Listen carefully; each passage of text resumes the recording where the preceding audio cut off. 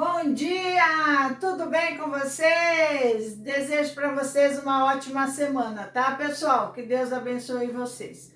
Vamos lá, pessoal. Então, agora nós vamos revisar um assunto importantíssimo para vocês, principalmente para o Enem. Então, aproveite bem essas aulas que eu vou fazer para vocês sobre análise combinatória. É um assunto que cai muito em qualquer vestibular, ok? Tanto privado, de faculdades particulares, como no Enem. Então, vamos lá. Pessoal, primeiramente, problemas de contagem. Então, essa parte da análise combinatória vai estudar os problemas de contagem. Nós temos dois tipos de problema, a contagem direta e a contagem indireta.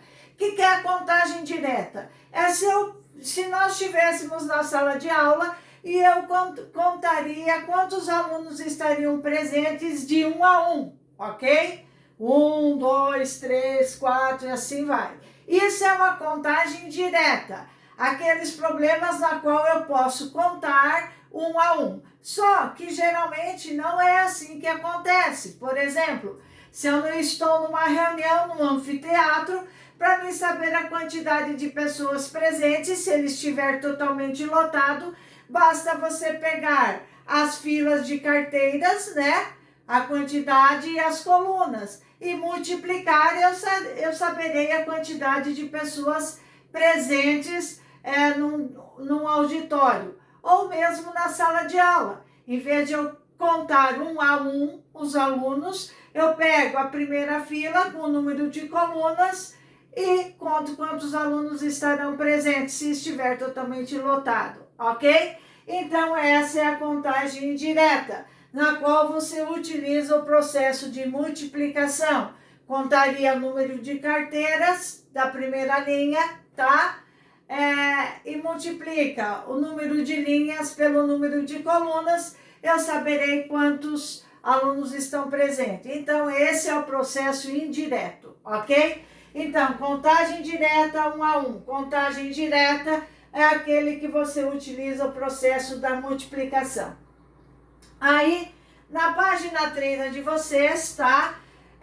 Entra agora os métodos de contagem que nós vamos ter, tá? Isso aqui é a parte fundamental que vocês têm que saber, tá? Essa parte, se vocês entenderem legal, vocês fazem qualquer problema, porque depois são os agrupamentos para facilitar resolver problemas muito grandes, tá? Então, veja, os métodos de contagem que nós temos, tá? Os métodos de contagem são dois, tá? O princípio aditivo, tá? Princípio aditivo, que o próprio nome já diz, aquele que você vai somar, tá? Princípio aditivo, tá?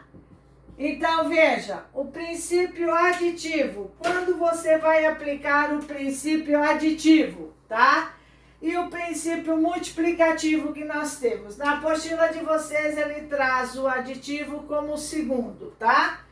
O princípio aditivo, tá? Quando um evento é composto por N etapas alternativas, tá? Quando um evento é composto por N etapas alternativas. N etapas alternativas. Isso aqui que é o segredo. Etapas alternativas, tá? Que vem caracterizada por essa letrinha aqui, ou, tá? Ou, cuidado, certo? Ou ocorre uma, ou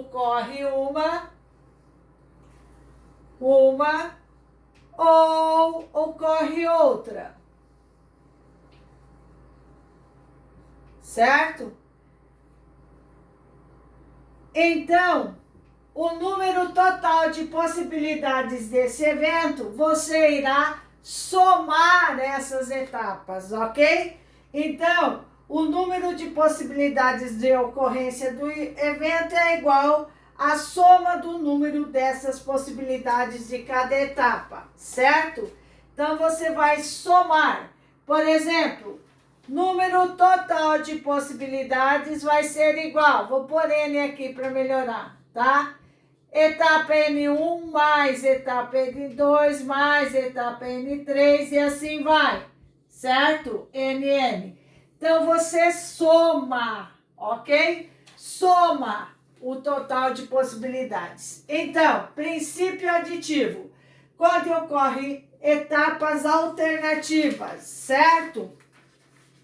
Etapas alternativas. Ocorre uma ou ocorre outra. Por exemplo, vocês têm ali, ó, tá? O exemplo 2 da página 31. Diz lá, ó, uma sorveteria serve 10 tipos de sorvetes, tá? Então, um total de 10 tipos de sorvete. A base de leite, então eu tenho 10 tipos à base de leite e 8 tipos à base de frutas. Uma pessoa deseja tomar um sorvete de um desses sabores, tá?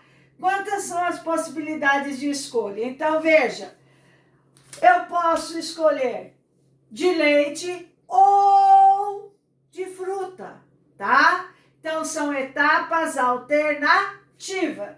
Qual vai ser o total de possibilidades? O total vai ser 10 possibilidades de escolher o sorvete de leite, mais 8 ou, tá? 8 possibilidades de frutas. Então, o total que eu tenho aqui, o total vai ser de 18 possibilidades de escolher um tipo desse sorvete, ok? Tá?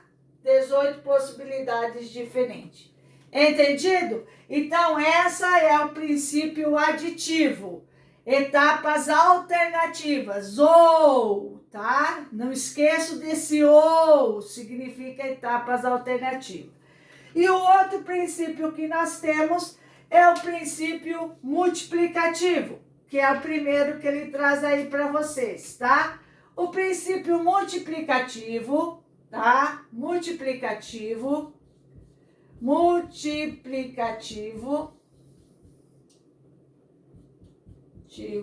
tá? É quando um evento é composto, né? É composto por N etapas sucessivas, tá? Sucessivas, tá?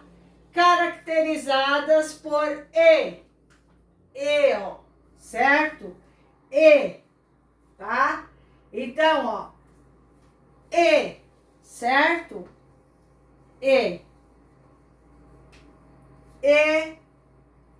Número de possibilidades, e aí eu vou multiplicar, tá? Certo?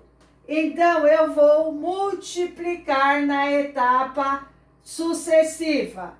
Vou multiplicar, ó, ocorre uma e a outra, certo? Isto e a outra. Então, essas são etapas multiplicativas, ou seja, etapas sucessivas. Princípio multiplicativo. Ocorre uma e ocorre outra. Não esqueçam.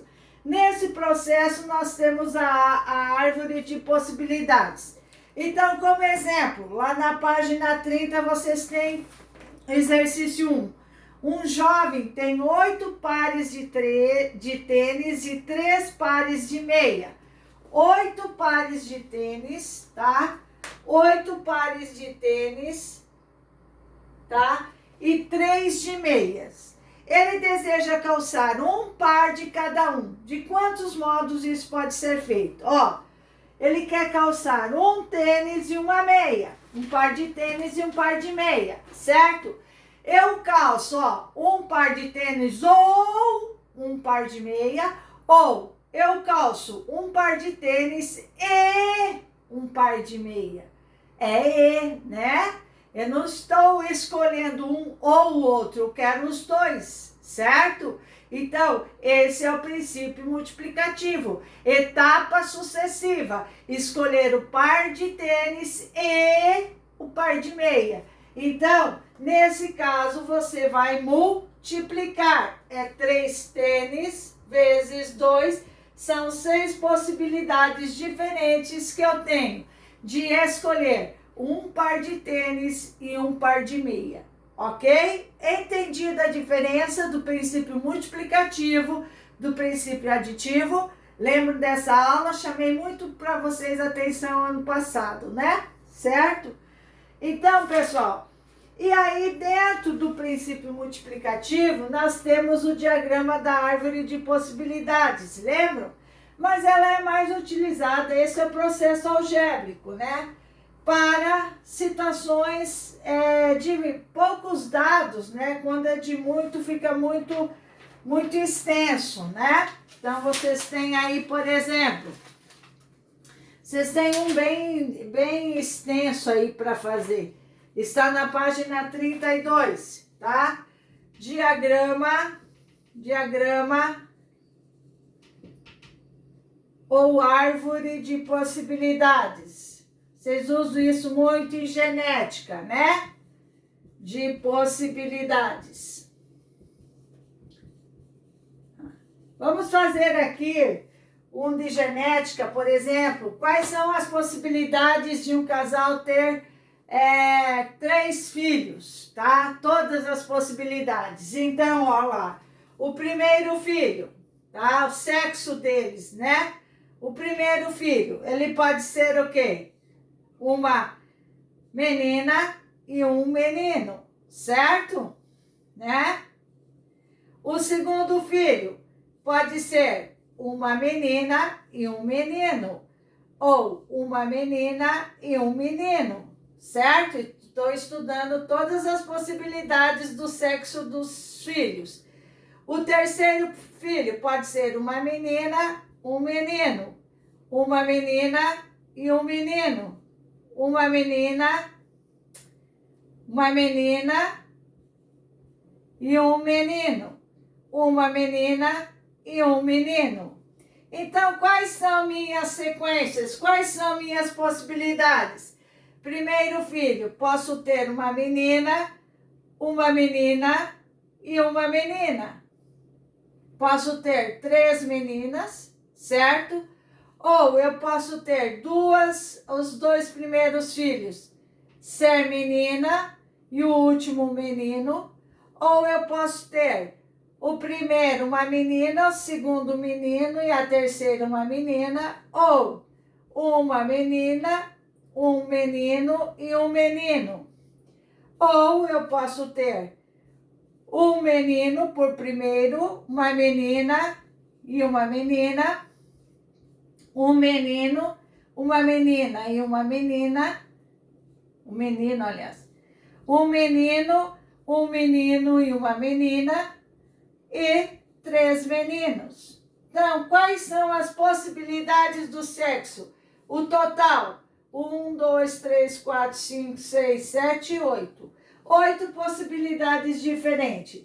Se eu pedisse de ter 3 meninas, uma, de ter 2 meninas, 1, 2, 3, né? E assim é calculada a probabilidade. Então, essa, tá? Essa, certo?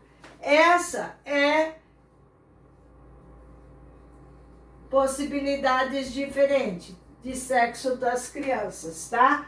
Essa é uma árvore de possibilidades, na qual isso aqui vocês utilizam muito em genética, beleza? Tá? Então, pessoal, essa é a matéria de hoje, ok?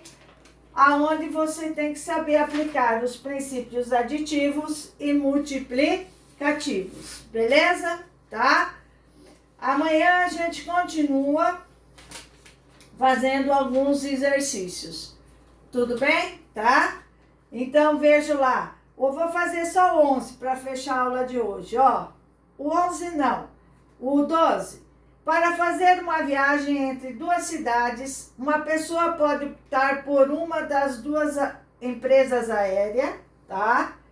Uma das 3 empresas rodoviárias ou pela empresa ferroviária dessa cidade. De quantos modos distintos essa pessoa poderá fazer sua escolha se a viagem só for de ida, tá? A viagem só for de ida, tá? Se ela só for de ida, então vamos lá. Letra A, se a viagem só for de ida. A, tá? Eu tenho aérea. Quantas possibilidades? 2. Então, eu posso, ó, aérea, 2, escolher ir com um avião, ou com ônibus, ou com trem, ok? Então, ou são etapas alternativas, porque eu só ida. Então, eu tenho 2 empresas aéreas, ou 3 rodoviárias, ou 4 ferroviárias. Então, qual é a possibilidade total de possibilidades? É de 3 mais, tá? 3 mais, 2 aéreas. 2 mais 3 mais 4. Aérea, tá? Aérea. Aérea, certo? Rodoviária e ferroviária, certo? Tá? Aérea,